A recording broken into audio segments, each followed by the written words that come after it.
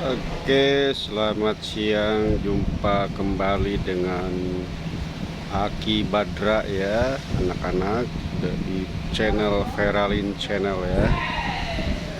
Oke, kali ini Aki Badra akan mendongeng lagi mengenai dongeng zaman dahulu ya, yang judulnya Kenapa Kuda Tidak Bertanduk. Nah, kenapa kuda tidak bertanduk dan ekornya panjang?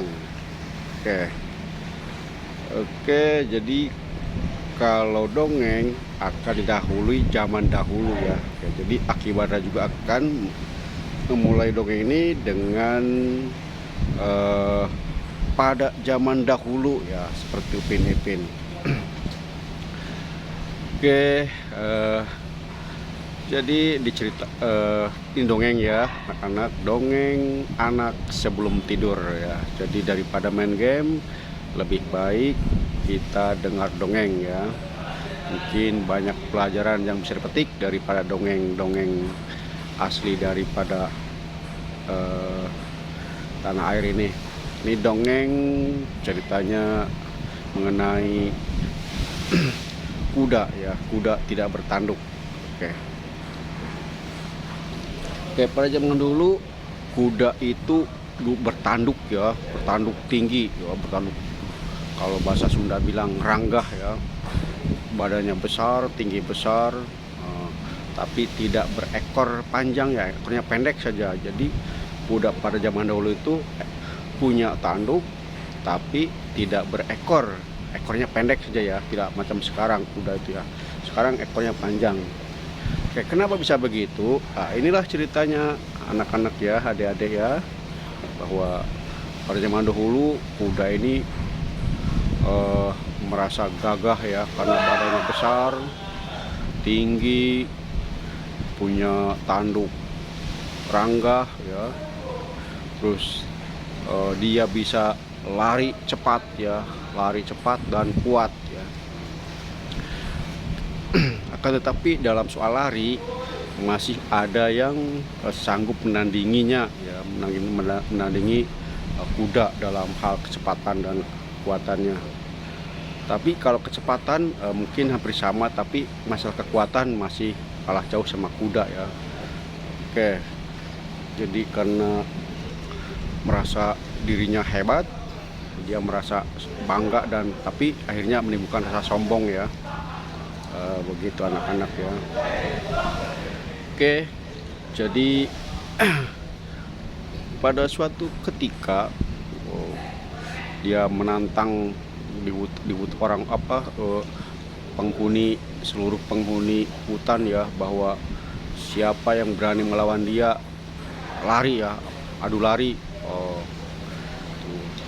Semua tahu bahwa semua penghuni hutan itu tahu bahwa hanya kuda yang punya kecepatan yang luar biasa ya, cepat larinya dan tahan. Walaupun lari jauh dia masih kuat, jauh sekali dibandingkan dengan keong atau juga kura-kura, masih kalah jauh ya, tentu saja, karena keong nggak bisa jalan jauh ya, seperti itulah. Nah, kan tetapi ada satu binatang yang berani menantang kuda ya. Oke. Katanya, siapa itu? Yaitu rusa ya, rusa. Jadi hanya rusa berani menantang. Kalau lari dia bisa seperti loncat tinggi ya. Jadi kuda itu menerima si rusa ini menerima tantangan kuda bahwa dia berani bertanding lari ya. Akan tetapi si rusa ini pandai ya, pandai ini, cerdik nih. Rusa ini tidak bertanduk ya, dulu tidak bertanduk, tapi punya ekor panjang. Nah, itu beda sama kuda sekarang ya. Kalau dulu kuda punya tanduk panjang tidak punya ekor panjang, ekornya pendek. Nah, tetapi si rusa sebaliknya, tidak punya tanduk tapi punya ekor panjang. Nah, itu ceritanya. Jadi setelah disepakati,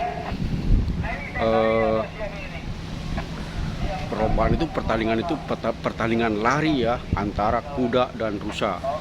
Jadi semua penghuni hutan ini akan menyaksikan ya, menjadi saksi ya, kapan dimulainya. Jadi setelah tiba saatnya, akan tetapi si rusa ini pandai, cerdik. Dia tahu kalau lari di lapangan yang luas dia akan kalah.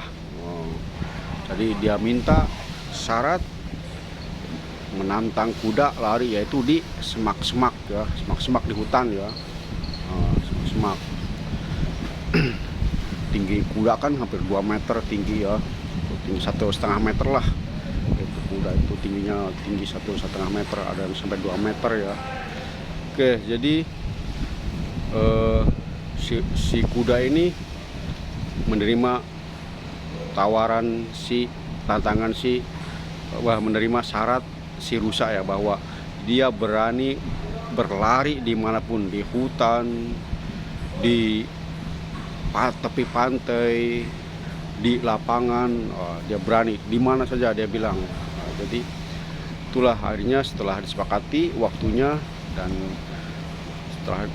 setelah waktunya tiba, maka keduanya bersiap untuk lari ya, di hutan, di semak-semak ya, yang penuh pohon-pohonan. Oke, jadi semua penghuni hutan sudah berkumpul akan menyaksikan pertandingan besar antara kuda dan rusa.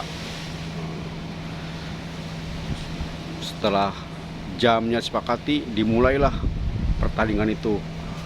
Dua-duanya lari kencang ya. Rusa bisa loncat tinggi melewati perdu semak-semak, kuda juga lari kencang ya. Kan tetapi suatu saat, karena banyak pohon-pohon liar, perdu, jadi sewaktu lari kuda ini tersangkut tanduknya, karena tinggi kan, karena ada tanduknya. Jadi tanduknya ini tersangkut ke area ya, ke tanaman merambat ya. Di atas pohon itu kadang-kadang ada merambat. Nah itulah, jadi si tanduk kuda ini tersangkut, akhirnya dia berhenti, nggak bisa lagi melanjutkan pertandingan tersebut. Nah, sementara si rusa masih lari ya, karena dia tidak punya tanduk, jadi bisa loncat kuat. Nah, itulah akhirnya si rusa baik lagi, dan jadi semua penghuni hutan datang ke si kuda yang terperangkap tanduknya oleh Are ya. Are itu saya bilang, kakek Badra bilang tadi, yaitu macam pohon, tanaman merambat ya, merambat tersangkut gitu. Oke. Dia malu sekali kuda, bahwa karena dia dikalahkan sama si rusa. Nah, akhirnya dia disaksikan oleh para penghuni hutan itu bahwa kuda mengakui kekalahan dia. Jadi dia malu atas kesombongannya yang selama ini dikagumi orang-orang ya, bahwa kuda larinya kencang. Ternyata dia tidak bisa lari di hutan karena tanduknya nyangkut di pohon ya.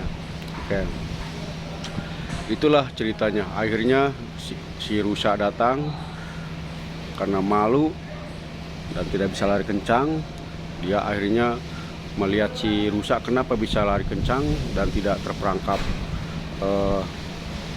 sama pohon-pohon. Akhirnya memutuskan bahwa dia pengen lari seperti si rusa. Kemanapun dia lari, di hutan, di tapi Pak Ante di lapangan bisa lari ya.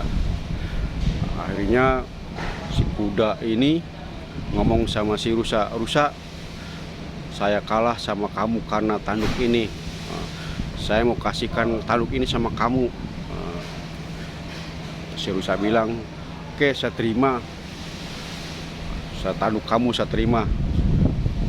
Tapi saya juga mau kasih kamu ekor saya yang panjang ini buat kamu, cocok buat kamu karena kamu tinggi, saya pendek." Gitu kan. Nah, dari situlah tanduk kuda dikasih sama si rusa, dan si rusa ngasih ekornya yang panjang ke si kuda. Ya itulah, dari situlah ceritanya anak-anak ya, bahwa kenapa kuda sekarang tidak punya tanduk dan ekornya panjang, sementara rusa sekarang punya tanduk rangga dan tidak ekornya pendek. Jadi ekornya sering tukar ya. Jadi ekor si kuda dikasih sama si rusa, ekornya rusa dikasih sama si kuda. Nah, itulah asal muasal dongeng, asal muasal kuda tidak punya tanduk, rusa punya tanduk. Oke, gitulah dongengnya anak-anak ya, dongeng anak-anak sebelum tidur ya. Jadi daripada main game, lebih baik dengar dongeng Aki Badra ini ya. Oke, Aki Badra akan melanjutkan lagi nanti cerita dongeng yang lainnya. Jadi silahkan subscribe agar tidak ketinggalan ya. Terus like atau share, kasih tahu teman-teman ya. Oke, itu saja. Semoga menjadi pengetahuan buat anak-anak ya, buat adik-adik semuanya. Aki Badra ucapkan terima kasih. Sampai jumpa lagi di lain cerita dongeng yang lain ya. Terima kasih. Selamat sore.